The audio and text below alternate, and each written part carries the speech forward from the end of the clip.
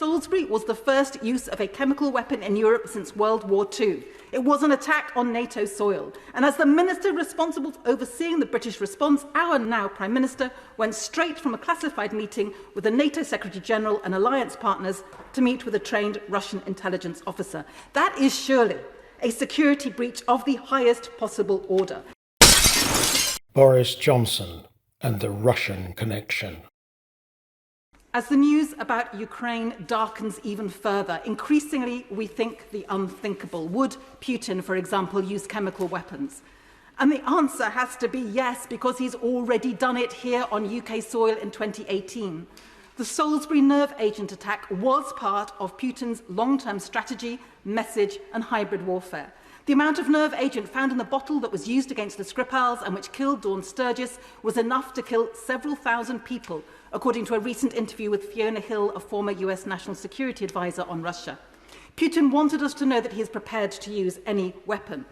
And when he sent a weapons-grade nerve agent to Salisbury, that was a military operation and seen as an attack on NATO. Now, as a result, there was far-reaching international cooperation, including sanctions, and our then Foreign Secretary and now Prime Minister met NATO foreign ministers in Brussels for a crucial, highly sensitive meeting about Russia in the wake of that chemical attack on UK soil.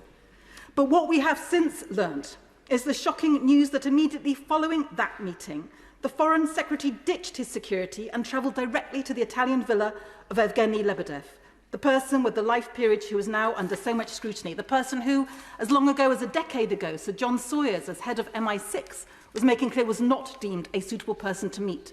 And whilst he was there, the Prime Minister also met 𝗧𝗛𝗓𝗏's father, ex-KGB agent and oligarch Alexander Lebedev.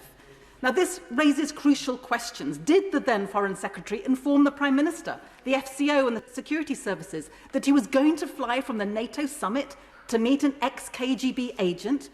And if so, why was he travelling alone without his security detail? Did he take classified documents with him? Did he inform the Prime Minister, the security services, about the meeting after the trip? Was he debriefed? Did he provide a list of contacts?